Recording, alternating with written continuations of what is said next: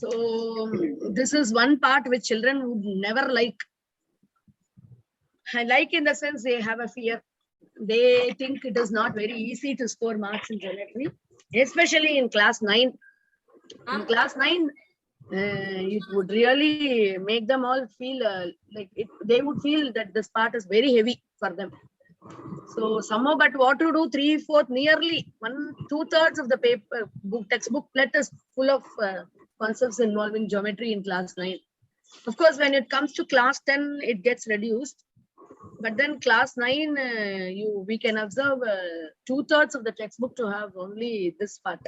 And children feel that it is not so very easy to do this part. But actually it is possible. I mean, some of them, of course, they love to do this. They have a liking to it. And again, it depends on the way we take the topic. So like we can always make them feel very comfortable with this by introducing a number of activities and giving them a lot of, thinking skills has to be inculcated in doing this part of mathematics. So this part of mathematics may not be very favorable or very interesting for children, and it is our prime duty to see that such thing is made easier and interesting. So how do we go about doing it? Again, we can tell them that its importance has to be inculcated in their minds. Like we can tell them what is the purpose of taking this concept in their minds. Probably we can tell them that it is used, that it's used in various fields.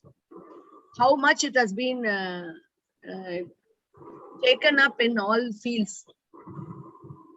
You can say it helps in engineering field. We can tell them planning and all that can be implemented using all these techniques.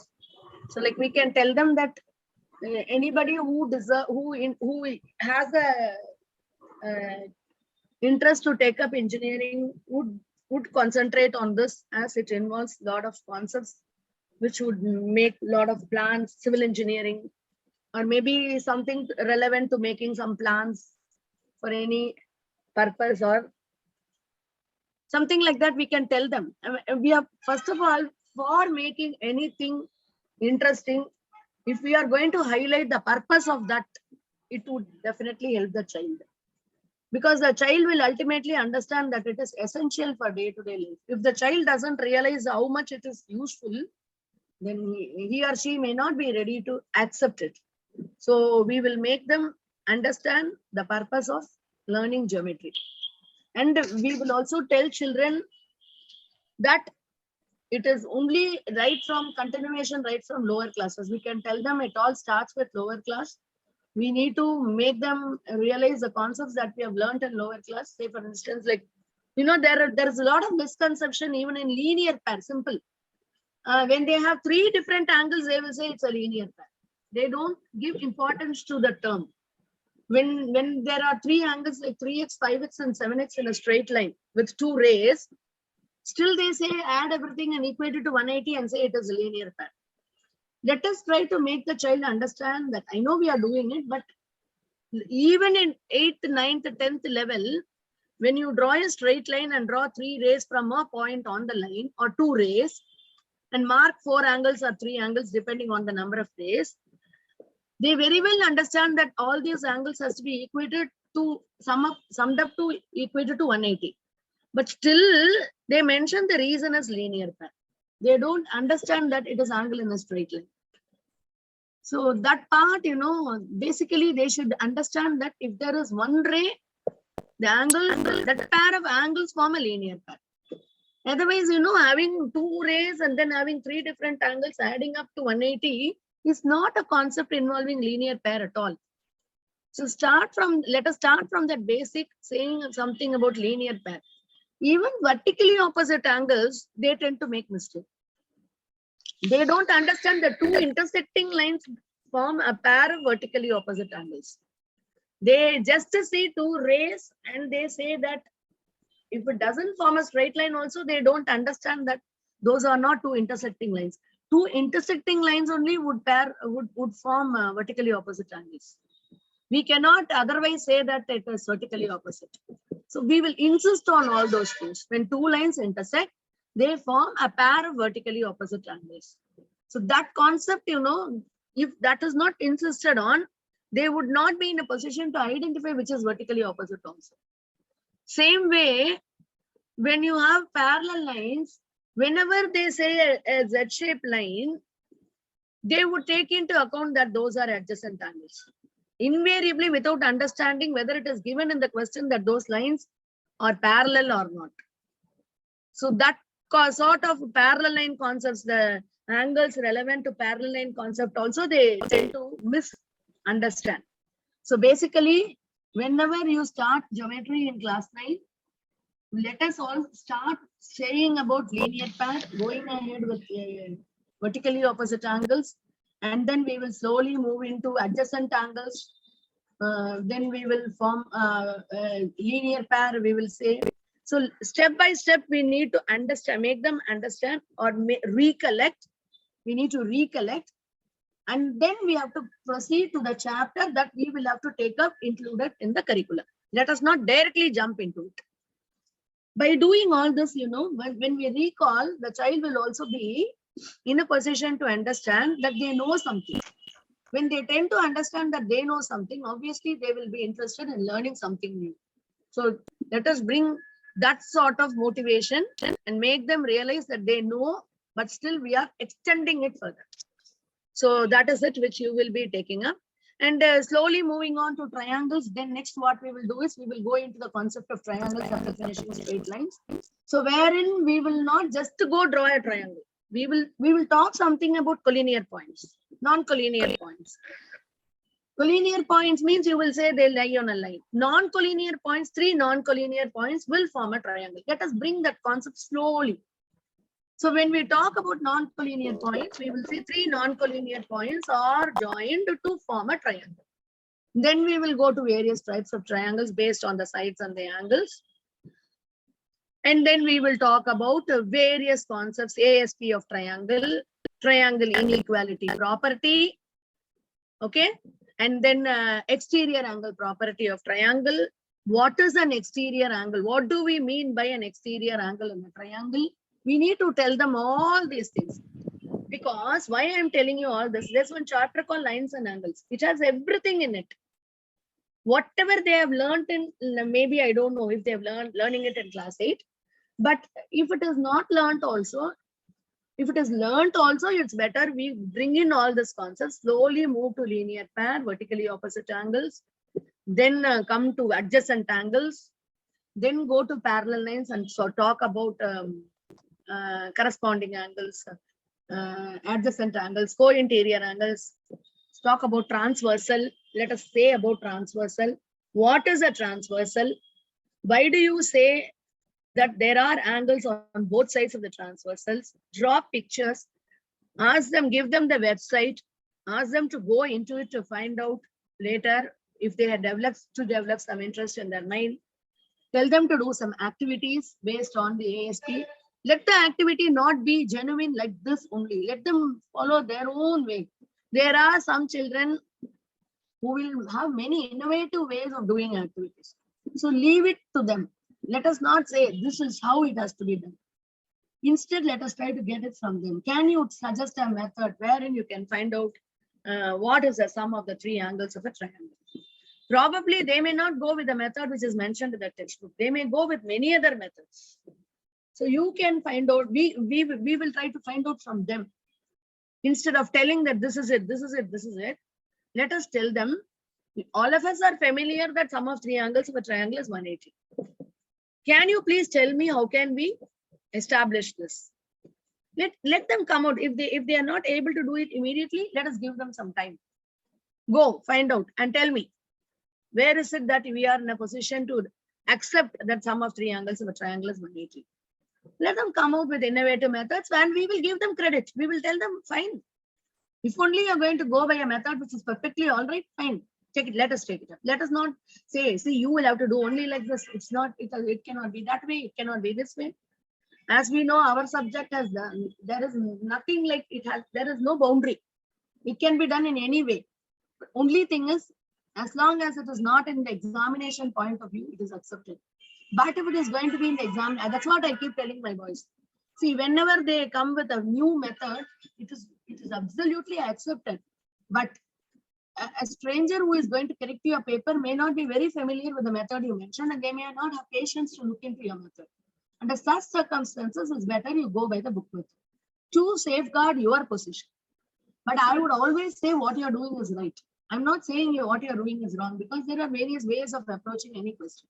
But examination point of view, if at all your paper goes to a rural place where the person who is evaluating may not be having so much of exposure, let them not strike out your answers and say that you are wrong. So under such circumstances, go with textbook method. But I would accept your answer because it's correct. But we need to make them understand that scoring part has to be taken care, means we need to go by the textual method. But let us listen to them if they go by a different method. So as I was doing the board corrections, we used to feel very bad because there are some teachers who will totally follow the key.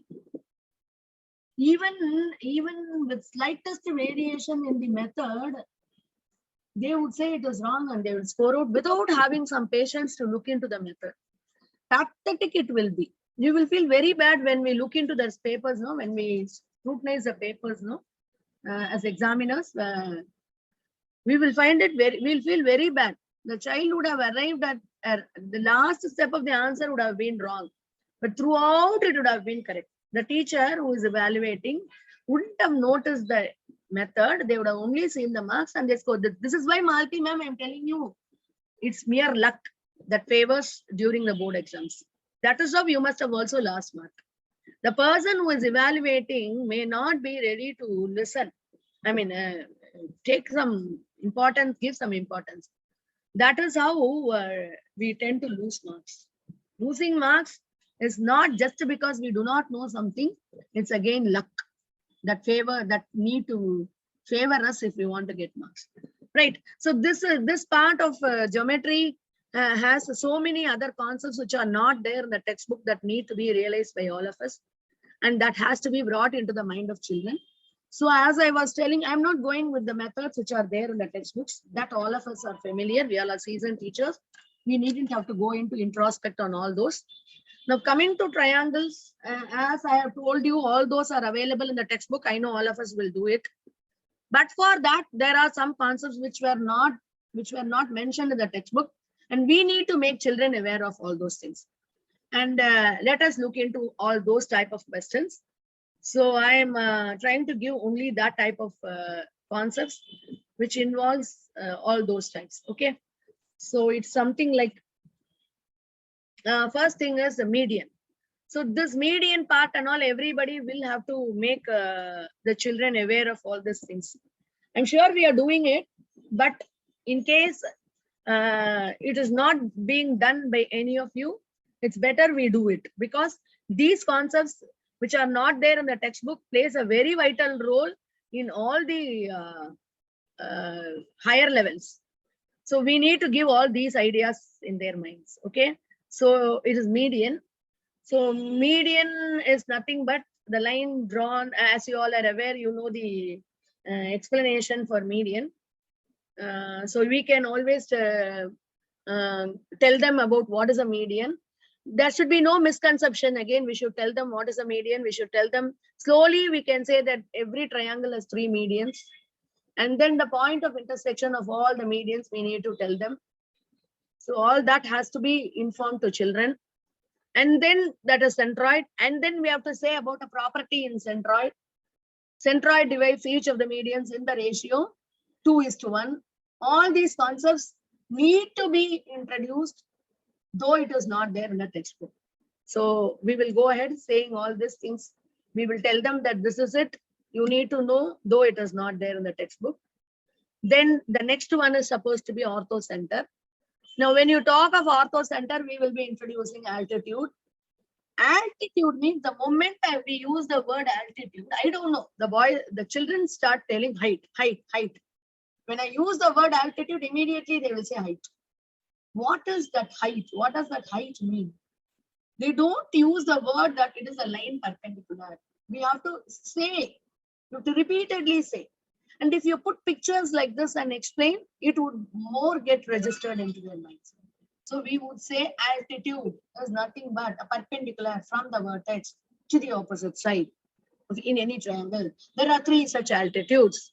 And the point of intersection of all those altitudes would determine the orthocenter. And we can explain all those things in all types of triangles. Acute triangle, obtuse triangle, right triangle, equilateral triangle. Everything has to be given to them. That knowledge has to be given to them. And slowly we can move to next thing, which is called the circumcenter. And again, circumcenter means perpendicular bisector. Perpendicular as well as it should be a bisector. So maybe we can tell them about what is a perpendicular bisector. Again, it is involved in all constructions in class 9. So before we go for the constructions, we can give explanation about all these things. Even for that matter, even altitude is playing a role in constructions in class 9. So let us tell them about all these things. We should not do away with all these concepts because relevant concepts are there dealt with in higher classes, and it has to be done right from class 9. It's very difficult for any teacher to make them understand in class 11 because in class 11, if they are not aware of all these things, a teacher may have to go to the basics. Already it is loaded with too many new concepts in class 11. And if it is not done in lower classes like 9th and 10th, it becomes very difficult both for the children as well as the teachers to make them understand about all these things and then proceed further. So we will talk about the circumcenter, which is going to be the point of intersection of all the perpendicular bisectors. And we must be in a position to tell them how to draw perpendicular bisectors. What are perpendicular bisectors? We should tell them it should be perpendicular and it should also be base. So when we introduce median, we are going to say it bisects the base, opposite side. And when we introduce altitudes, we are going to say it's perpendicular to that. So bringing both together, perpendicular bisector means it will be the point of intersection of all those would determine the circumcenter. Slowly, we will have to keep telling them. One by one, if we introduce, children also will be very comfortable and they will also learn a lot more about all these things. Okay, fine. So next concept is incenter. Incenter, again, we can tell them about angle bisector. So all this time we were talking about the bisector of the side. Now for incenter, we can talk about the angle bisectors. So angle bisector means we know angle bisectors are bisectors which bisects the angles. Okay, we can show it in the picture. There are 3 angles. All the 3 angles are bisected by means of lines, and those lines are supposed to be the angle bisectors. And the point of intersection of all the angle bisectors will be the incenter. And the incenter is denoted by the letter I. You can show it in the picture. Okay, and then we can tell incenter. One more thing which we can tell them all about is we can also tell them that perpendicular bisectors will intersect to form a circumcenter, and this circumcenter is equidistant from its vertices.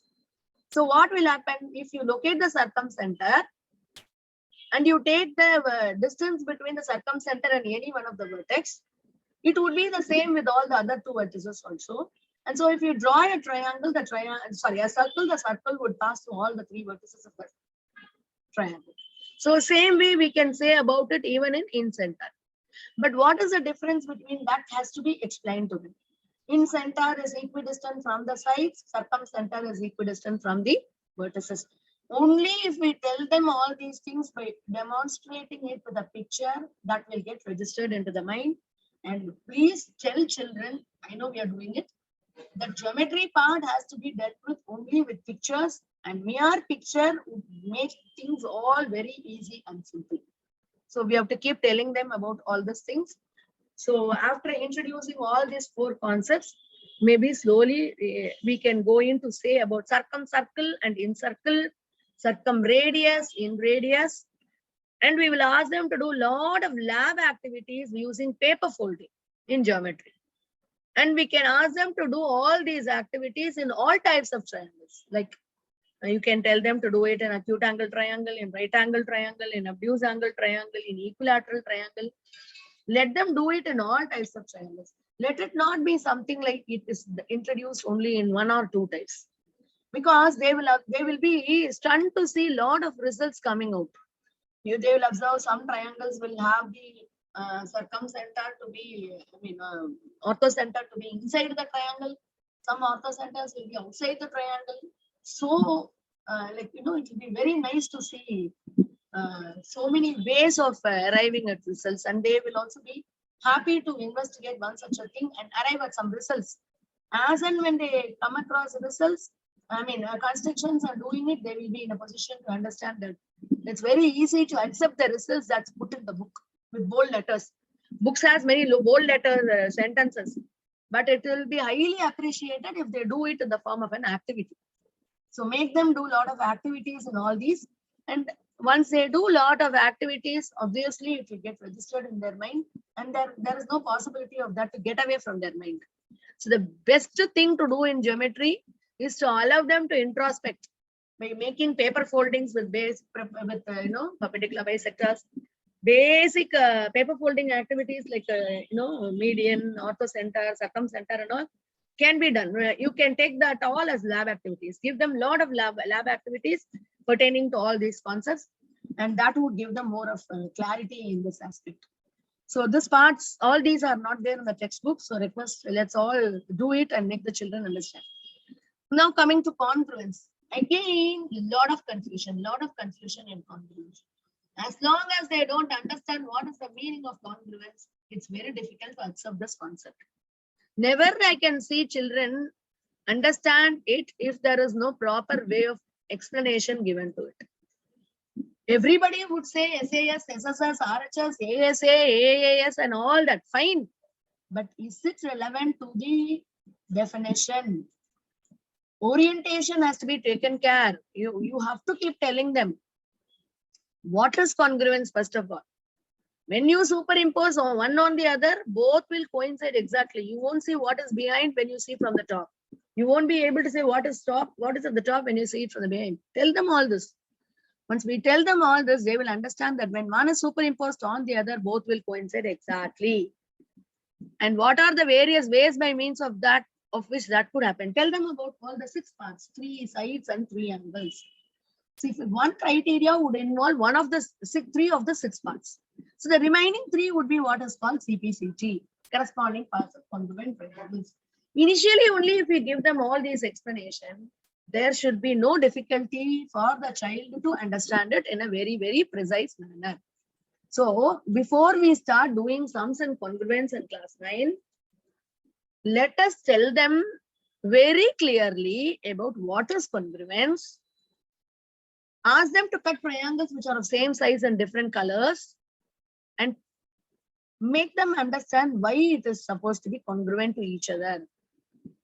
If we do this, then they will understand that the concept of congruence could be made very simple if we know what is basically required for stating things to be congruent. Then we can slowly introduce all the 4 criteria: SAS, ASA, SSS, and RHS. Now, once we introduce this, there will be one child who would say AAA congruence. Okay, let us make them understand that there's nothing like AAA congruence. If 3 angles are equal and the other 3 angles are equal, of course it is congruent. But there is no such congruence concept which is needed at all, because we are going to restrict ourselves to one such this. And based on this, the remaining 3 parts could be used. Obviously, it will be equal because we know that it will be equal as they are going to be of the same size and of the same shape.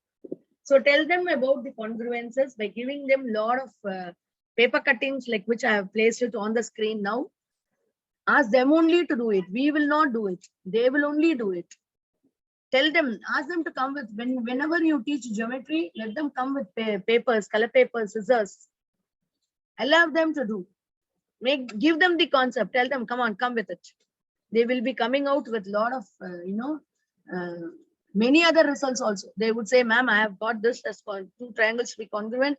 I have observed all the the two angles and the side in between the two angles to be equal. And that is, and when this I will find out that the third side is equal to the third side and the other two sides are also equal to the other two sides of the other triangle. Then we will tell them, okay, fine. What you have observed will be the CPCT, and the rest all that you have used over here to say that they are congruent are supposed to be the criteria which is involving congruence. So like that, we will slowly introduce. One class itself doing everything is not possible in geometry. We need to take one concept. Supposing you take only SSS, we will do some 5 sums in SSS. Stop with that. Don't go to the next criteria on the same day. Give them an additional number of questions, 1 or 2 additional questions, and make them understand that what is it. Then next day, let us go to ASA. Now, basically, we will say SAS is the axiom, and from that we will derive it SSS, ASA, and RHS.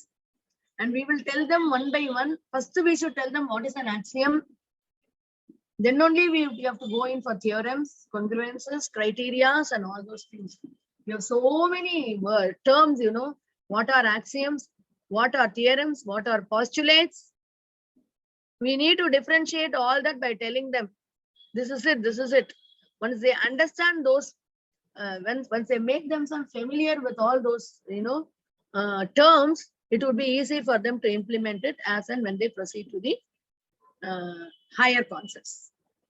Okay, fine. Now, slowly, and so by 9th class, we complete the entire slot of this congruence and other things. So in 10th class, we will be moving to similarity. Now, at this stage, they will be confused. Where does similarity exist? What is, how is it different from congruence? All that would come into their mind. So for this, we can give them a lot of, you know, examples.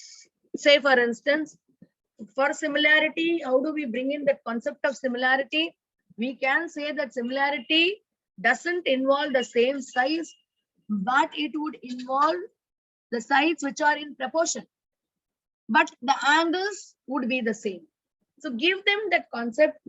Then we will tell them to differentiate similarity and the congruence.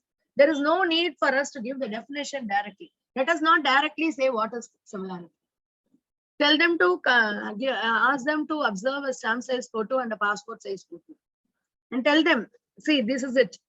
What is that you observe in both these cases? Let them come out saying that the angles on 4 sides, on all the 4 ends, vertices are equal, but we observe that the sides are not equal, but they are proportional. So simultaneously, if the sides are proportional and the angles are equal, then we say that they are similar pictures. Depending on the number of sides, we will name the polygon. It could be a triangle, it could be a square, it could be a rectangle, whatever be it. So introducing similarity with the help of a definition and slowly moving towards doing sums is only the basic thing which will make them more familiar. So we would say, give examples of passport size, a stamp size photograph, to say that the sides are equal, proportional, and the angles are equal. So 2 figures are similar if the sides are equal, angles are equal and the sides are proportional. Then we will go saying the 2 similar figures have same shape but not necessarily of same size. All circles are similar. Okay. All circles are similar. All equilateral triangles are similar, but all isosceles triangles are not similar. Okay, equilateral triangles because it has all the 3 angles to be 60 degrees. Give them a lot of examples which could say about, which could substantiate the definition of similarity. They should be very familiar with the definition for similarity. Give them a lot of examples which could say that. And then slowly we will move on to the criteria for similarity. Start with basic AA or AAA, and then go with SAS, SSS, RHS. Tell them about what are all these criteria. Picturize. Say about the matching paths. What are matching paths? Matching paths are the paths which could substantiate the similarity or the congruences of the various polygons. So give them ideas about what it is, and then we'll go ahead with criteria for similarity. when you go to criteria, probably you may have to tell them about the criteria which are established to work out sums based on all these things.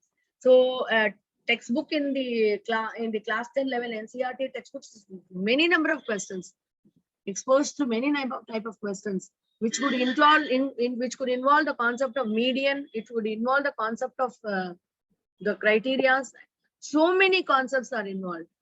Suddenly jumping into median without knowing what it is would create a lot of problem in the child's mind. That's why I said, even in class 10, again, we will brush up all that we have learned, we have made them familiar with in class 9, and then we will go ahead with doing sums and all these pieces. So let us not jump directly into the textual problems. Instead, we would go ahead doing sums step by step after teaching the concepts in the sequence which has been mentioned in today's session. So we will talk about the similarity criteria by giving them all, exposing them to different types of pictures. Ask them to draw pictures which involve the criteria. Tell them draw two triangles which satisfies AAA or AA. Can either say it as AAA or AA, or draw a pair of similar triangles which are similar by SAS criteria. Let them explain. So when they say SAS, let them not say AB is equal to CD, AB is equal to PQ, and AC is equal to PR for similarity. That will work out only in congruence. They have to say AB by PQ is equal to AC by PR, because the sides has to be proportional. They make a lot of mistakes. Again and again, they commit mistakes. So to avoid making such mistakes, you tell them to frame a lot of pairs of triangles and tell them to give explanation on similarity. Similarity and congruence is just confusing them a lot if they are not if they do not have a clarity in it. So I would say it is better that all of us tell them about how to remember whether the given process is going to be similar or not, or whether it is congruence or not. So give them a lot of exposure to such type of questions by asking them to draw a lot of pictures, and let they only introspect to find out if the given thing is similar by SSS or SAS or RHS or AAA, whatever be it. They need to tell by what way we are, by why we say they are similar, what is the criteria involved to say that they are similar. So out of the 6 parts, 3 parts are already used. What are the remaining 3 parts that need to be used or that need to be mentioned to be equal? So all that has to be given so much of explanation. So, but now we will bring in congruence versus similarity. How do we differentiate?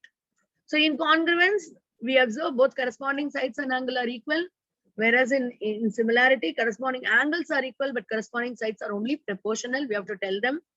All congruent figures, we can also say this, all congruent figures are similar, but all similar figures need not be congruent. I'm not saying are not congruent. It need not necessarily be congruent. To be very careful in using the words. The phrases or the statement that we use should be really meaningful, and it should enable the child to understand. So all congruent figures are similar, but all similar figures need not necessarily be congruent. There are cases where similar figures are congruent, but again, it need not necessarily be congruent. It can be only similar and not congruent also. Or it can be both similar and congruent. Either way is possible. That's why I've used the word all congruent figures are similar, but all similar figures need not be congruent. That part has to be emphasized. I mean, that portion has to be made clear to children. They should understand that it is not possible otherwise to understand if you are not going to be emphasizing on certain words that we are going to take up in this part of it. Fine. Is this okay with similarity and congruence? Do you need anything else to be implemented to make the child understand? Or can you suggest a method where you can give them more interesting ideas about congruence and similarity before I move on to the next concept? I used to connect with food items, ma'am, the bingo triangles. They were very excited while talking about the triangles. What is that? Please tell me. Bingo. Okay. Bingo, mad angles. You can see all the triangles are similar to each other. So if you take each and everything, they used to be in equilateral congruent triangles, actually not similar, congruent triangles. You can superimpose them. So like that, if you connect them with the food items, they were very much excited. And they used to bring the food items also the next day. Ma'am, you said And that enjoy eating. And enjoy eating after the max class. Very good, very good. So we can do that to interact with them well. That's good. That's good. Anything else? Anything else, teachers? Anybody else has introduced all these concepts in a different way? Congruences. Let's try to find out from teachers if there is any other source by means of which it can be made more interesting. Can I get it from anybody else? If only you are going to give me some ideas, I can also try implementing, because I know if our children will be not very comfortable during geometry classes. Only we have to speak. They never open their mouth and speak. They just wait for us to say, for us to do. Even when you pose a question to them, they may not be ready to start because they have a fear if they will go wrong. They won't even be ready to listen, make a start. They'll be waiting for us only to speak. In fact, we teachers become so tired when it is a geometry session. They won't allow us to rest at all. We will only keep talking. But they will be some children will be comfortable. Some children will find it very boring. That is why I'm asking: is there any other way? Can we have any other source to make them comfortable with this congruence, similarity? As she said, we can go with edibles. We can make them feel slightly comfortable and interested. Anything else? Any other source by means of which it could be done? If you have, you please suggest. Anybody would like to give me any other idea?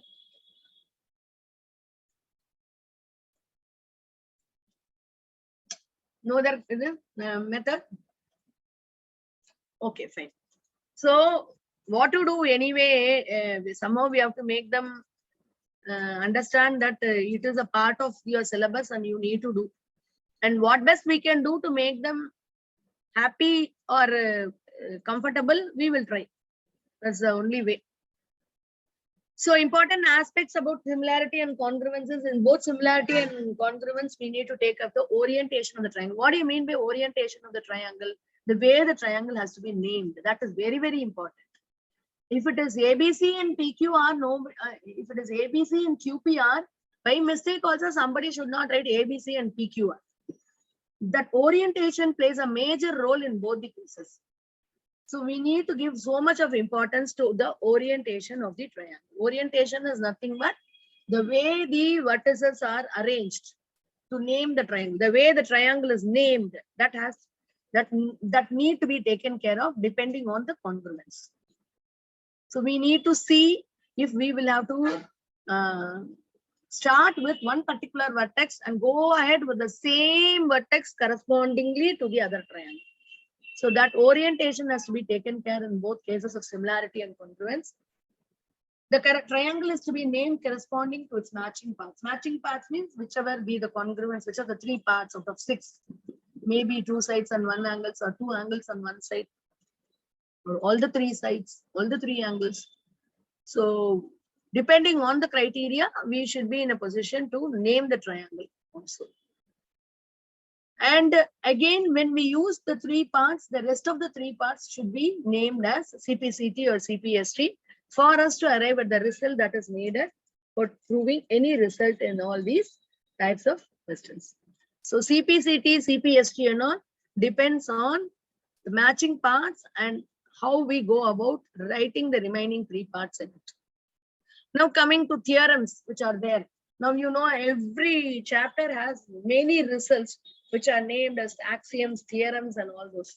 So axioms, as you all are aware, you are going to say it's a fact, you have to accept it.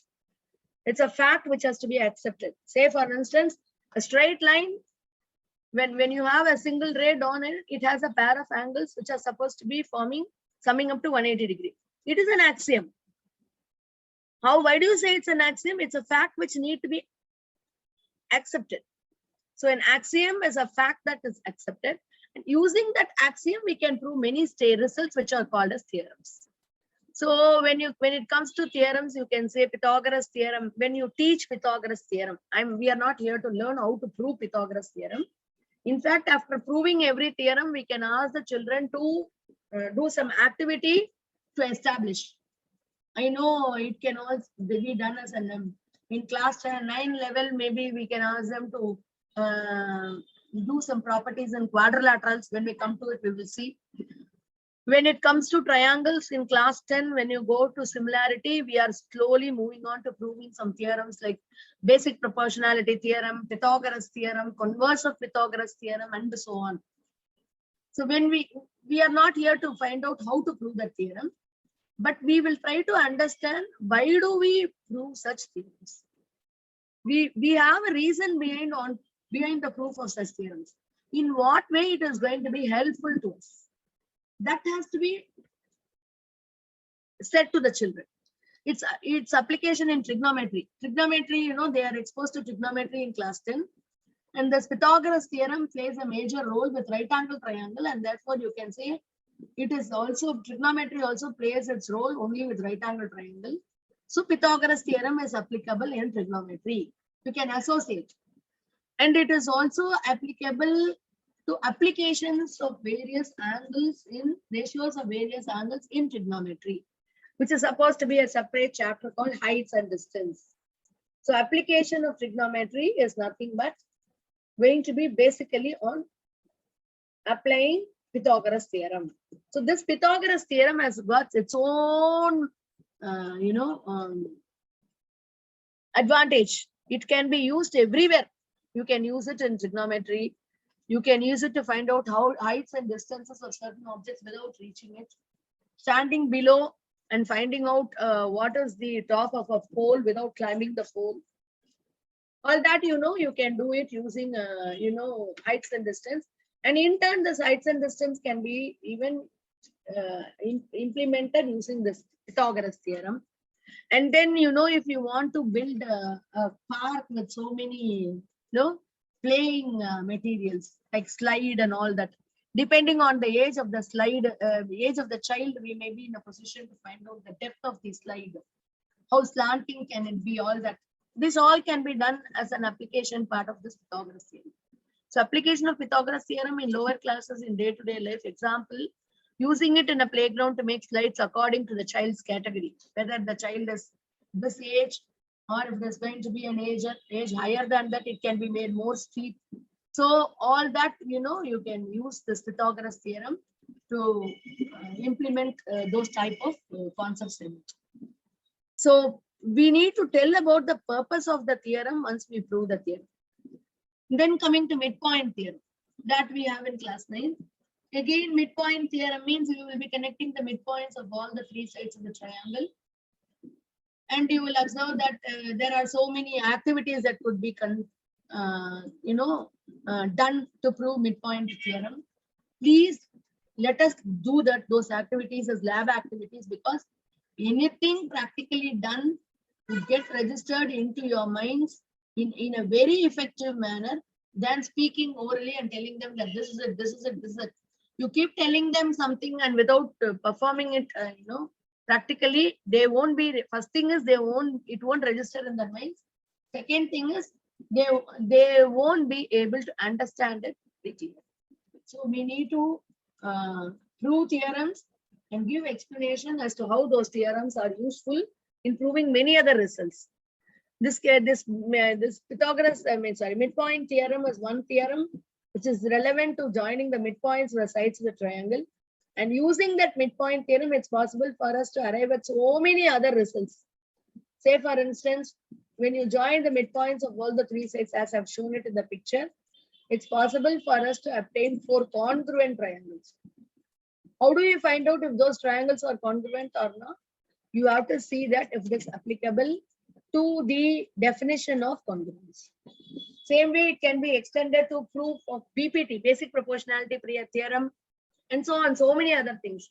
Midpoint theorem can also be used to prove some important results, like when you connect the midpoints of all the three sides of the triangle, the bigger triangle is divided into 4 congruent triangles. That result can be obtained. So based on one theorem, it is possible for us to arrive at so many other results below, so that all those can be collaborated to make the child understand the sequence in which those results are brought into picture. So this way, we can explain about the purpose of the theorem and then slowly introduce one by one and prove many results based on those theorems. So that way the child will understand that one theorem could lead to so many other theorems or so many other results, which would be making them very interesting. Ask them to fold and get 4 congruent triangles, making a very big triangle. They will be able to understand that each of the small triangles that they have cut will be coinciding one on the other. Do cut paste work, lot of cut paste work in geometry. Cutting and pasting and analyzing the results would give them a lot of clarity, and we will literally follow that. That's the only way of doing things in geometry, and we will go ahead doing that part. Now coming to 4-sided figures. So all this we will do with the triangles. Slowly moving on to 4-sided figures. There's a chapter called quadrilateral in class 9. Many will be, so disappointing it would be to see their faces without any reaction. We will be tensed to see such faces blank. So let us try to make them understand to the extent possible. We will start basically with parallelogram. We'll explain its properties. Then we will interlink parallelogram to a rectangle. We will say rectangle is a parallelogram. Then slowly we will come to square. We'll say square is a rectangle. Then we will go to again rhombus. We will get back saying that rhombus is a parallelogram. Then we will go to the next type, which is called the kite. We will say kite is a quadrilateral, but it is not a parallelogram because it doesn't satisfy the properties of parallelogram. Explanation of all types with respect to sides and angles and diagonals can be given slowly one by one, interlinking one after the other. Parallelogram, rectangle is a parallelogram, square is a rectangle. Okay, rhombus is a parallelogram, kite is not a parallelogram. Slowly we will introduce the sides and angles, then we will inculcate diagonals also. We will say parallelograms, diagonals bisect each other. Therefore, in a rectangle as a parallelogram means diagonals will bisect each other even in rectangles. But at the same time, we will observe that the diagonals are nothing but the hypotenuse. So two such hypotenuses will always be equal. So we will say diagonals of a rectangle are equal and bisect each other. We'll bring that concept. Then we will go to square. Since all 4 sides are equal, we will also say diagonals bisect each other at right angles. Slowly we will bring that into their mind. One by one, we will do it. Then we will go to rhombus. We will say rhombus is a parallelogram, but we will observe that the length of the diagonals are not equal. That is the difference between a square and a rhombus. How do you differentiate a square and a rhombus? Square also has all the 4 sides equal. Rhombus also has all the 4 sides equal. Of course, square has each angle to be 90 degrees.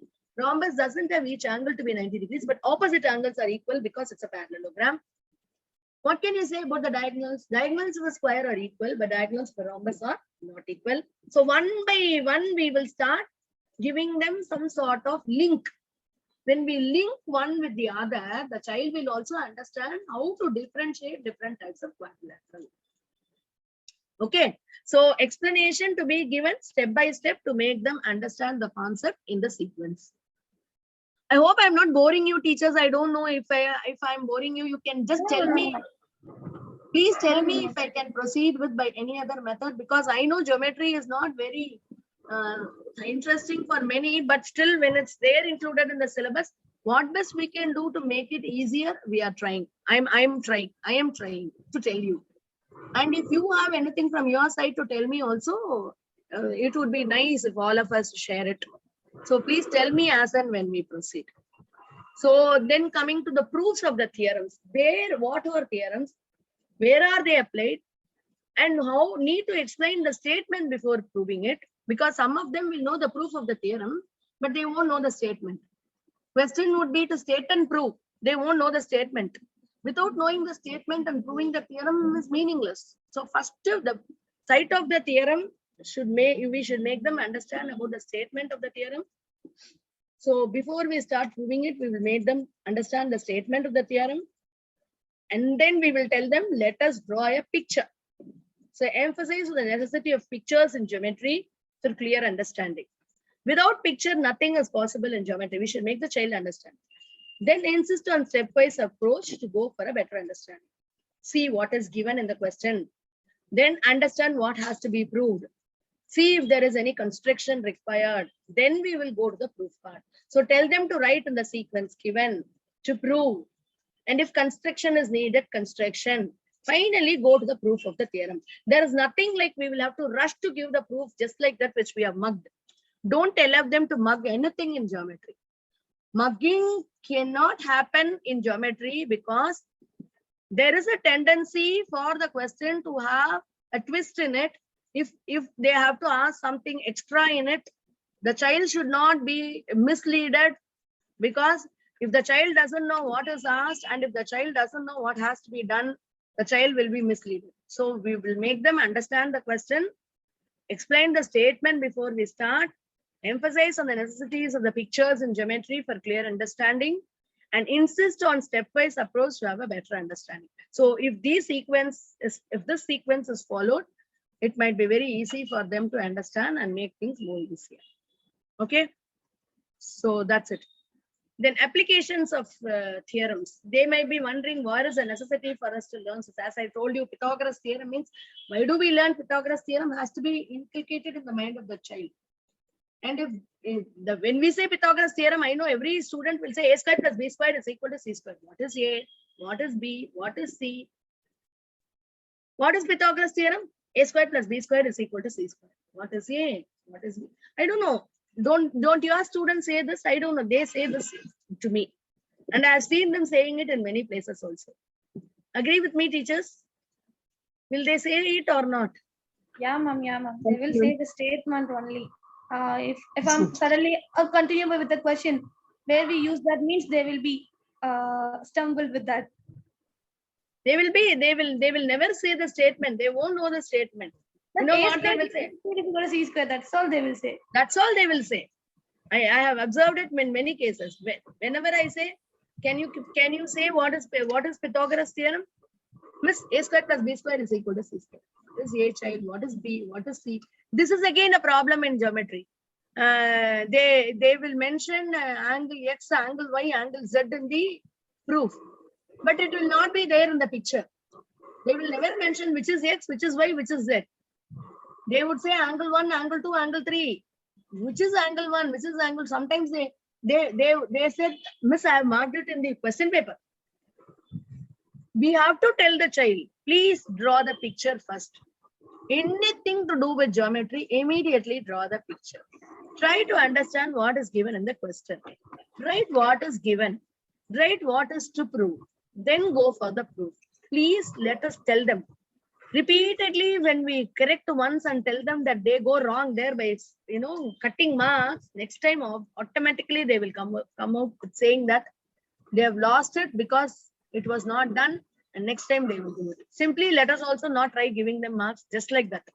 We will tell them you need to be very clear when you have to get marks, and the clarity only makes clear understanding. Understanding will not be there if you are not clear with what you are supposed to do. So you need to give adequate examples to give soon after the theorem is proved. As I told you, for Pythagoras theorem, you can say its application in making a slide in a park or a ladder. Okay, leaning on a ladder. You want to lean a ladder on a wall to reach a certain height at what angle, and something like the application of all that has to be told to them. Only when we tell them, they will realize that importance of the theorem. It's not only for Pythagoras, for that matter, wherever it is possible, we can tell them. We may not be finding time to give explanation for each and everything, but wherever it is possible, we will try to give them some worked examples. And we will also tell them to bring some worked, some more examples. After we cite one or two, we can tell them to come with some more examples. And adequate examples need to be given soon after the proof of every theorem. And based on the theorems, our textbook exercises has got a lot of sums to be done. So only if they are familiar with the statement and the use of the meaning of the theorem, they will be able to apply it and doing it. Pythagoras theorem itself has so many results, which will be keeping on doing. And but obviously the child has to understand that it's applicable to right angle triangle. They tend to commit a lot of mistakes otherwise. Even in heights and distance, they don't understand that they need to consider right angle triangle. Simply just like that, that when angle theta is somewhere, some side they will choose and they will try to mislead themselves, thereby wasting their time to not, and they won't be able to arrive at the answer at all. So let us make them understand about what is needed. Worked examples can be given as assignments as they are already worked out in it. So we may not have sufficient time to complete the entire lot. So under such circumstances, we can give them a lot of worked examples and tell them to do it as an assignment or homework as it's already worked out in the textbook.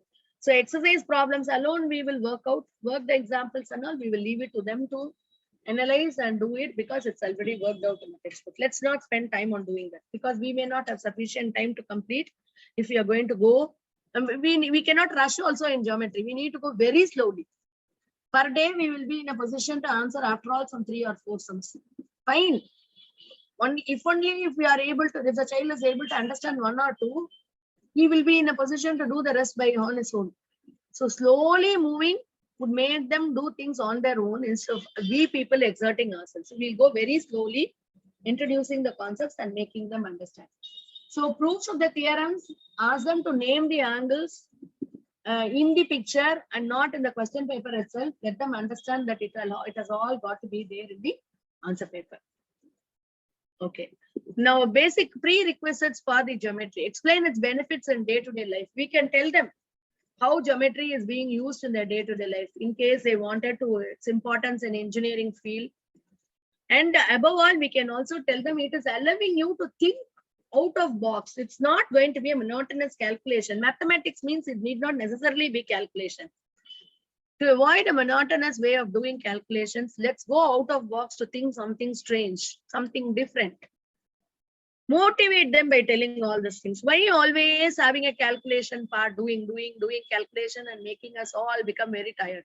Instead, let us think of arriving at some concept by bringing in mind certain things which is going to make results which are going to be having allowing us to think of many results which could be proved from theorems. So from one theorem, it's possible for us to arrive at so many results.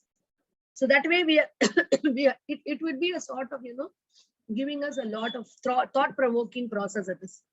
Geometry is actually, some children will agree with me if I'm going to tell them that this would be more scoreable and more easy than doing a monotonous calculation. Requires a lot of, using your mind to do plus minus division, subtraction and all, whereas this, it doesn't require so much of monotonous calculation. It can be just like that done with mere thinking and understanding the concept. So that way we can tell them about its importance in engineering field and its nature, totally different from monotonous calculations and doing mathematics. So let us tell them all these consequences and make them feel interested. So general feedback from the children is they have an aversion towards this part of mathematics. Especially most of the topics in class 9 happens to be, this thing, geometry. So they are finding it very difficult to understand that part, and it becomes difficult for them to understand. So creating a comfortable atmosphere in all these topics is very, very important. As I told you, we have to develop some interest by giving them a lot of clarity. To try to make a lot of aids, like we have to tell them using paper folding methods, let them understand and interrelate all the concepts and create a common property in it. So like in quadrilaterals, rectangle is a parallel, square is a rectangle, rhombus is a parallelogram. Go give them a chain of and make them come with the properties individually. Once you say rectangle is a parallelogram, it is understood that rectangle has all the properties of a parallelogram. When we say square is a rectangle, we should make them understand that square has all the properties of a rectangle. Like that, it will be a continuous chain. So if you're going to give them the clarity that stepwise, they will also be in a position to prove certain questions which are asked in the textbooks in a better manner. Now coming to the construction part, this is a scoring part. Children will try to score marks only in all these constructions, at least the slow learners. They would be benefited by this construction part.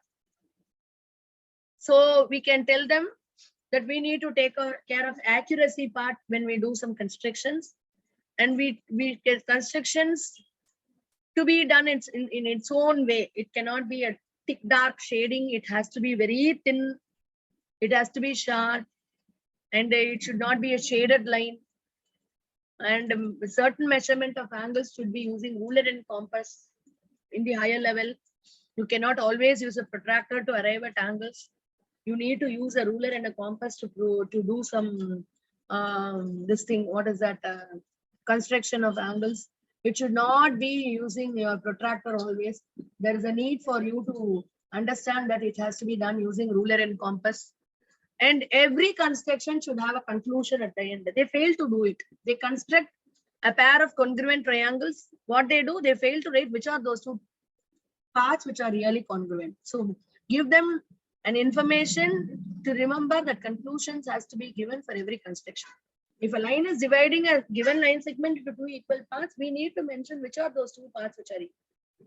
Or if a line is dividing a line segment in the ratio 1:2, which is going with 1 and which is going with 2 has to be mentioned as a conclusion. So conclusion has to be done properly when you go about doing constructions. So tell them about the various precautions that need to be taken whenever they do constructions, like accuracy and thin, and it should be sharp.